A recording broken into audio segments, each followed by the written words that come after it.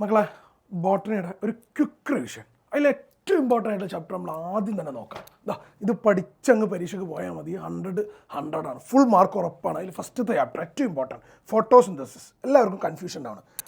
Sir പറയുന്ന കാര്യങ്ങളൊന്നും കേട്ടടാ. ഫോട്ടോസിന്തസിൻ്റെ 2 importance നമുക്ക് നോക്കാം. ഇമ്പോർട്ടൻസ് ഓഫ് ഫോട്ടോസിന്തസിസ് പരീക്ഷയ്ക്ക് വരും. It is the primary source of food. Food മെയിനായിട്ട് നമുക്ക് കിട്ടുന്നത് ഫോട്ടോസിന്തസിസ് നടന്നുകൊണ്ടാണ്, നമുക്ക് എല്ലാവർക്കും അറിയാം.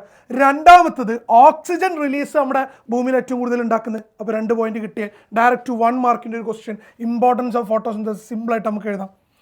ഈ ചാപ്റ്ററിൽ അടുത്തായിട്ട് വരുന്നതാണ് ഒരു 5 സയൻറ്റിസ്റ്റിൻ്റെ പേരുകളും അവരെന്താ ചെയ്തതെന്നുള്ളത്. നമ്മൾ കറക്റ്റ് എക്സാം പോയിന്റ് ഓഫ് വ്യൂവിൽ നോക്കിയാൽ ജോസഫ് പ്രീസ്ലി എന്ന് പറയുന്ന ഒരു സയൻറ്റിസ്റ്റ് ഉണ്ട്. ഇയാളൊരു എക്സ്പെരിമെൻറ്റ് ചെയ്താണ് ബെൽ ജാർ എക്സ്പെരിമെൻറ്റ്. ഇത് എക്സ്പെരിമെൻ്റ് ആണ് മക്കളെ. അപ്പോൾ ജോസഫ് പ്രീസ്ലി എന്താ ചെയ്തത് വെച്ചാൽ ബെൽ ജാർ എക്സ്പെരിമെൻറ്റ് എന്ന് കൊടുത്താൽ മതി. മാത്രമല്ല ഇയാൾ തന്നെയാണ് ഓക്സിജൻ കണ്ടുപിടിച്ചത്. നെക്സ്റ്റ് രണ്ടാമത്തെ സയൻറ്റിസ്റ്റിൻ്റെ ക്വസ്റ്റ്യൻ വരിക ജാൻ ഇംഗൻ ഹൗസ്. അയാൾ എന്ത് ചെയ്തു? അയാൾ ചെയ്ത് വെള്ളത്തിലുള്ള ചെടികൾ, വാട്ടറിലുള്ള പ്ലാന്റ്സ്, അതിൽ നിന്ന് സ്മോൾ ബബിൾസ് വരും ലൈറ്റ് തട്ടുമ്പോൾ. ആ ബബിൾസ് പിന്നീട് മനസ്സിലായി ഓക്സിജൻ ആണെന്ന്. ഓക്കെ, അതിൻ്റെ അർത്ഥം വെള്ളത്തിലുള്ള ചെടികളിലും ഫോട്ടോസിന്തസിസ് നടക്കുന്നുണ്ട്. Small bubbles in water plants are oxygen ആണെന്ന് ഇയാൾ പറഞ്ഞു. Jan Ingenhousz. ആ സ്മോൾ ബബിൾസ് വാട്ടർ പ്ലാന്റ്സിലുള്ള സ്മോൾ ബബിൾസ് അത് പിന്നീടാണ് കണ്ടുപിടിച്ചത് ഓക്സിജൻ ആണെന്ന്. I will take. മൂന്നാമത്തെ ജൂലിയസ് വോൺ സാക്ക്. ഈ സയൻറ്റിസ്റ്റ് കൊടുത്തത് ഫോട്ടോസിന്തസിസ് വഴി എന്താണ് ഉണ്ടാവുക? പൊറോട്ടയും ബീഫും ആണോ? അല്ല. ഫോട്ടോസിന്തസിസ് വഴി മക്കളെ ഉണ്ടാകുന്നത് evidence four glucose production. Glucose ആണ് ഫോട്ടോസിന്തസിസ് വഴി ഉണ്ടാകുന്നത്, മറക്കണ്ട. നാലാമത്തത് TW എങ്കിൾമാൻ. ഇയാൾ കണ്ടുപിടിച്ചത് ഫസ്റ്റ് ആക്ഷൻ സ്പെക്ട്രം. ഇതൊരു ഗ്രാഫാണ്. ആ പരിപാടിയൊക്കെ ആദ്യമായിട്ട് കണ്ടുപിടിച്ചത് TW എങ്കിൾമാൻ ആണ്. അഞ്ചാമത് ഒരു സയൻറ്റിസ്റ്റിനും കൂടി നമുക്ക് നോക്കാം, വാൻ നെയിൽ. ഇയാളൊരു എക്സ്പെരിമെൻറ്റ് നടത്തി by using green and purple sulphur bacteria. ആ ബാക്ടീരിയകളെ ഉപയോഗിച്ച് ഒരു എക്സ്പെരിമെൻ്റ് നടത്തിയ ആളാണ് വാൻ നെയിൽ. മക്കൾ ചെയ്യേണ്ടത് ഈ 5 സയൻറ്റിസ്റ്റുകളുടെ പേരും ജസ്റ്റ് സാർ അതിന് നേരെ എഴുതി പോയിന്റ്സുകളും ഒന്ന് ഓർത്ത് വെക്കുക. ഒരു മാച്ച് ദ ഫോളോയിങ് അല്ലെങ്കിൽ ഒരു 1 മാർക്ക്, അതിലപ്പുറം പോകില്ല. ഇത്രയും കാര്യങ്ങൾ ഒന്ന് നോട്ട് ചെയ്തു. നെക്സ്റ്റ് ഫോട്ടോസിന്തസിൻ്റെ ഒരു ഇക്വേഷൻ ചോദിച്ചു കഴിഞ്ഞാൽ നമ്മൾ ഇതാണ് എഴുതേണ്ടത്. ഇതൊരു ബാലൻസ്ഡ് ഇക്വേഷനാണ്. 6 കാർബൺ ഡൈ ഓക്സൈഡും 12 വെള്ളവും ചേർന്നാൽ in the presence of light ആണ്. അത് മറക്കണ്ട. ഗ്ലൂക്കോസും 6 ഓക്സിജനും 6 വാട്ടറും ഉണ്ടാവും. ഒരു ചെറിയൊരു കാര്യം ശ്രദ്ധിച്ചോ, ഈ ഓക്സിജൻ റിലീസ് ചെയ്യുന്നത് ഈ വാട്ടറിൽ നിന്നാണ് കേട്ടോ. ഈ വാട്ടറിൽ നിന്നാണ് ഓക്സിജൻ റിലീസ് ചെയ്യുന്നത്. അത്രമാത്രം മക്കളെ.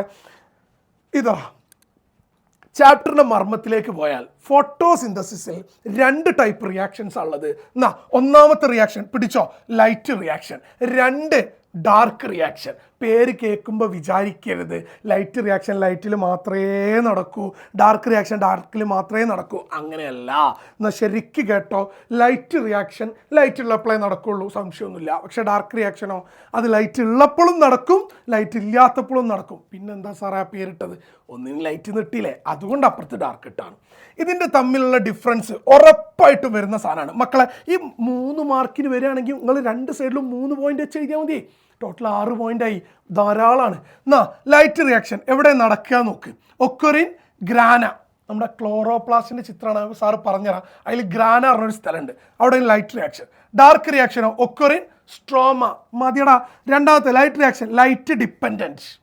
3 light reaction produce ATP and NADPH. 2 energy forms ആണ്, ATPയും NADPH. ഇവിടെ നോക്കിയേ, ഡാർക്ക് റിയാക്ഷൻ പ്രൊഡ്യൂസ് ഗ്ലൂക്കോസ്. ഈ ATPയും NADPH ഉപയോഗിച്ച് ഡാർക്ക് റിയാക്ഷനിലാണ് ഫുഡ് ഉണ്ടാക്കുക, ഗ്ലൂക്കോസ്. മതി.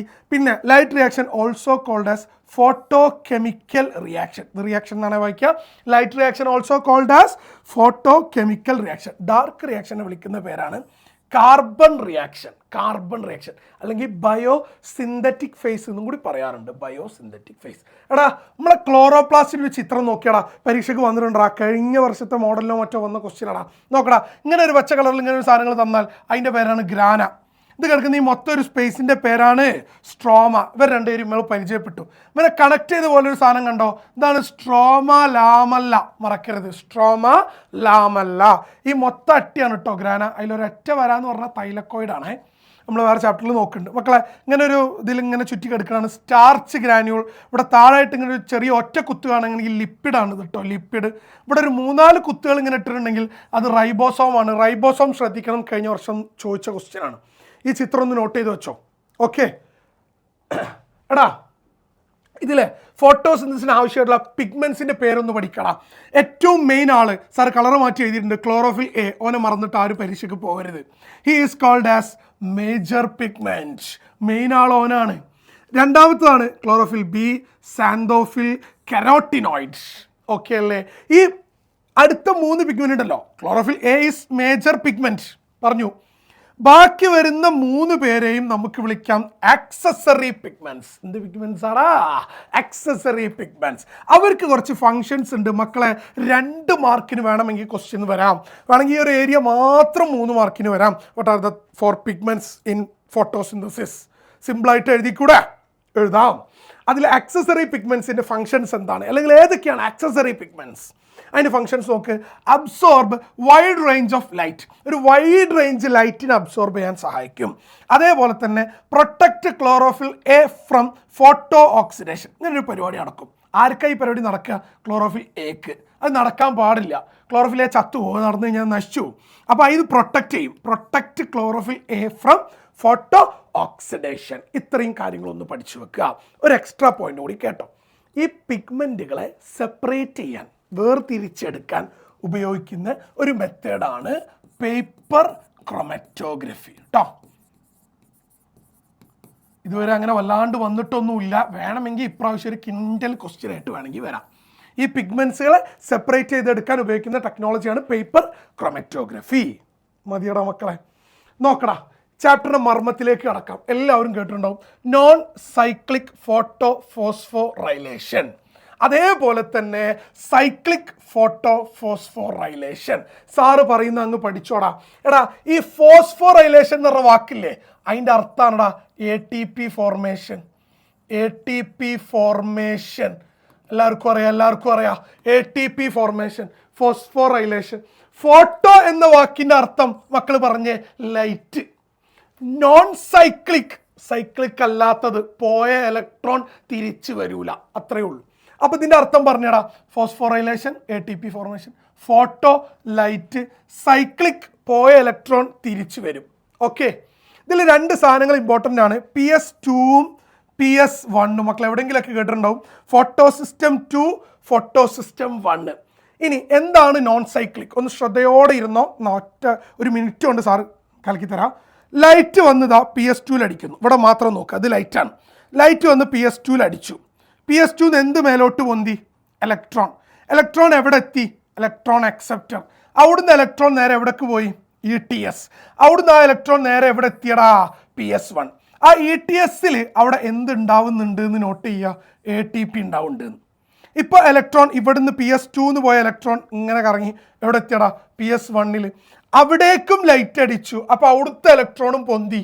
ആര് പിടിച്ചു? Electron acceptor. അത് നേരെ NADPക്ക് കൊടുത്തിട്ട് അവിടെ വീണ്ടും ഒരു എനർജി ഉണ്ടാക്കി, NADPH. ഓക്കെ, ഇവിടെ ശ്രദ്ധിക്കേണ്ട ഒരു കാര്യം, ഇവിടെ ഇതിന് ഈ PS2ന് ഇലക്ട്രോൺ പോയി, പിന്നെ വീണ്ടും അവിടുന്ന് ഇലക്ട്രോൺ കിട്ടുക വെച്ചാൽ വാട്ടർ സ്പ്ലിറ്റിങ്. ഇതാ ഇവിടെ ആ റിയാക്ഷൻ കാണിച്ചിരിക്കുന്നത്, വാട്ടർ സ്പ്ലിറ്റിങ്. വെള്ളത്തിനെ പൊട്ടിക്കുകയാണ്. അതിൽ ഇതാ കണ്ടോ ഇലക്ട്രോൺ ഉണ്ടാവില്ലേ? ആ ഇലക്ട്രോൺ ആണ് ഇവിടേക്ക് ഇങ്ങനെ കിട്ടുന്നത്.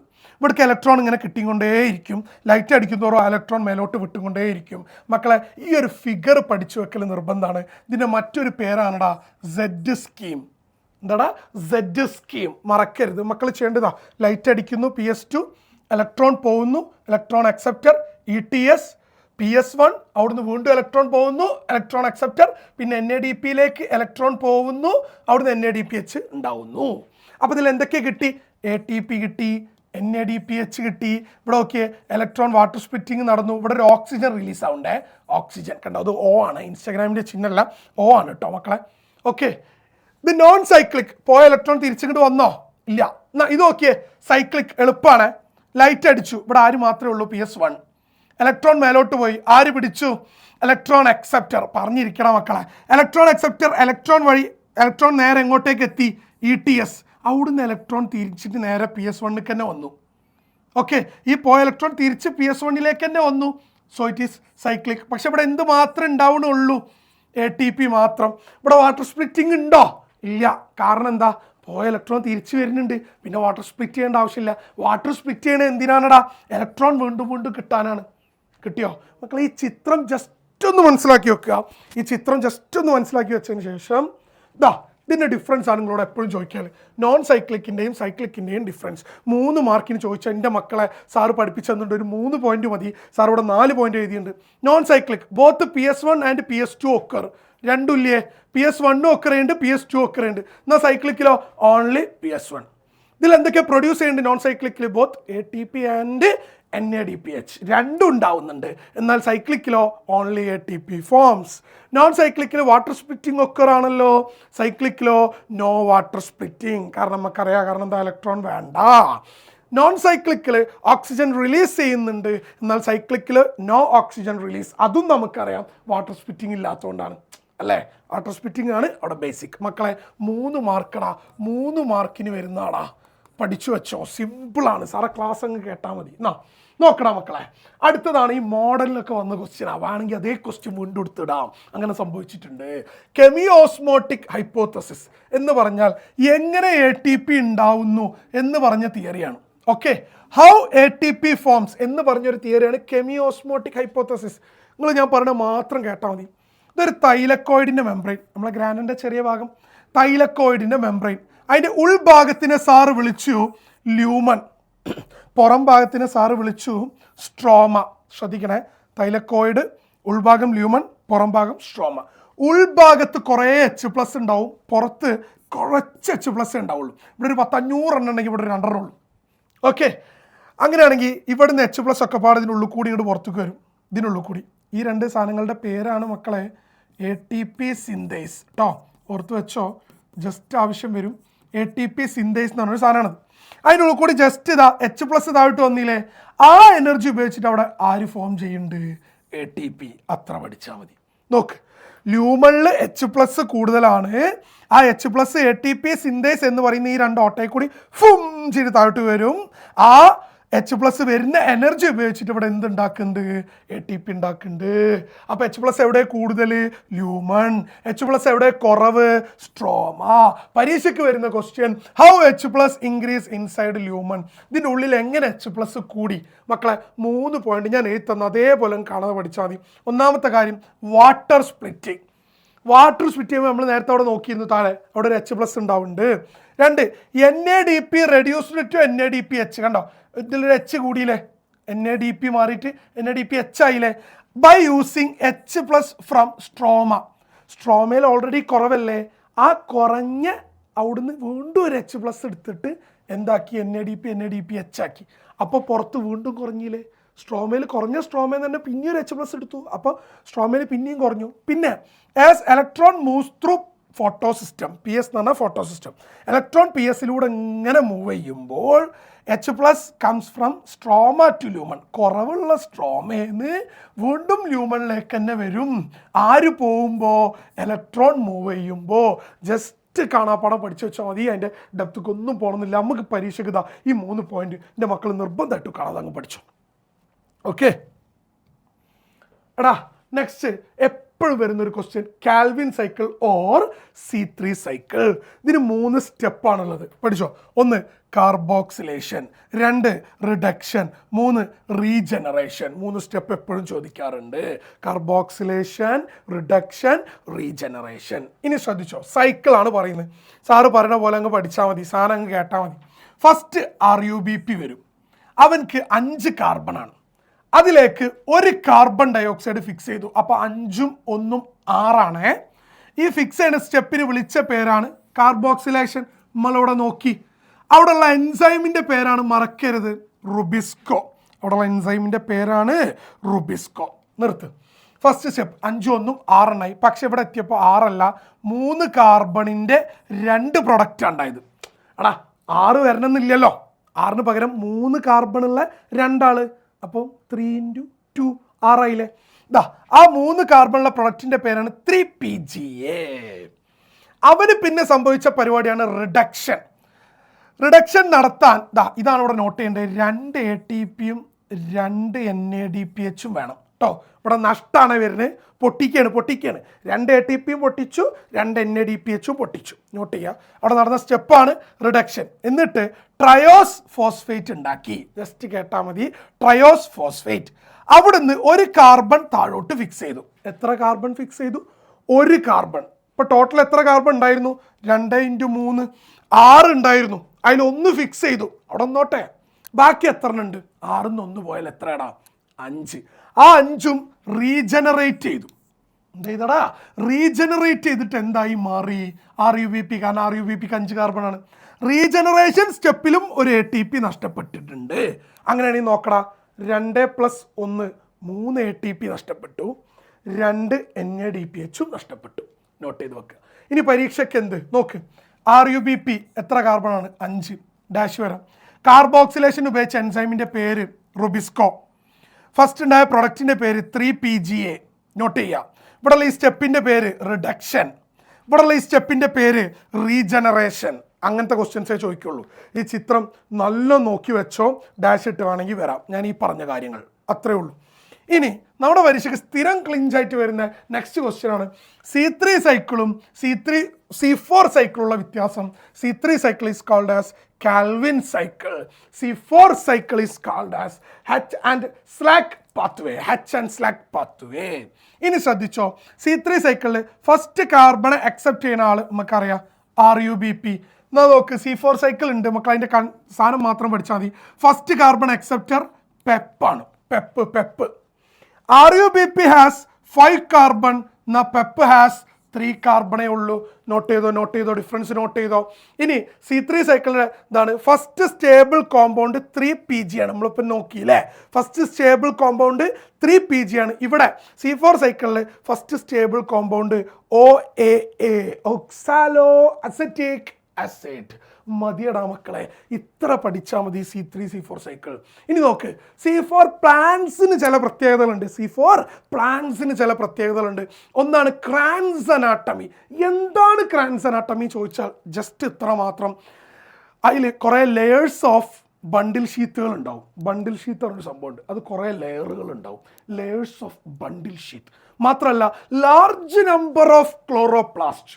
ഒരു ക്ലോറോപ്ലാസ്റ്റ് അല്ല, 2 ആണോ 3 ആണോ 4 ആണോ അല്ല, ലാർജ് നമ്പർ ഓഫ് ക്ലോറോപ്ലാസ്റ്റ് ഉണ്ടാവും. അപ്പോൾ പറടാ, C4 പ്ലാന്റ്സിൻ്റെ ഒരു പ്രോപ്പർട്ടിയാണ് ക്രാൻസ് അനാട്ടമി. അതിൽ പ്രത്യേകത layers of bundle sheath, large number of chloroplast. ഇതുകൊണ്ട് എന്താ പ്രത്യേകത എന്നല്ലേ, ഗ്യാസിന് ഡയറക്റ്റ് കടക്കാൻ പറ്റൂല. ശ്രദ്ധിച്ചു, ഇംപെർവിയസ് ടു ഗ്യാസുകൾക്ക് ഡയറക്റ്റ് ആയിട്ട് ഉള്ളിലേക്ക് കയറാൻ C4 പ്ലാന്റ്സിൻ്റെ ഉള്ളിലേക്ക് കയറാൻ പറ്റൂല. പിന്നെ C4 പ്ലാന്റ്സിൻ്റെ അടുത്ത പ്രത്യേകതയാണ് ടോളറേറ്റ് ഹൈ ലൈറ്റ്. നല്ല ലൈറ്റിനെ ടോളറേറ്റ് ചെയ്യാൻ പറ്റും. ടോളറേറ്റ് ഹൈ ടെമ്പറേച്ചറിനെയും ടോളറേറ്റ് ചെയ്യാൻ പറ്റും. ഒരു C4 പ്ലാന്റിന് നമുക്ക് വേണമെങ്കിൽ ഒരു എക്സാമ്പിൾ കൊടുക്കാം. മെയ്സ്, അതേപോലെ തന്നെ ഷുഗർ കെയിനൊക്കെ കൊടുക്കാം കേട്ടോ. ഷുഗർ കെയിനോ സൊർഗുമോ അങ്ങനെ ഏതെങ്കിലുമൊക്കെ കൊടുക്കാം. മെയ്സ്, ഷുഗർ കെയിനൊക്കെ നോട്ട് ചെയ്ത് വെക്ക്.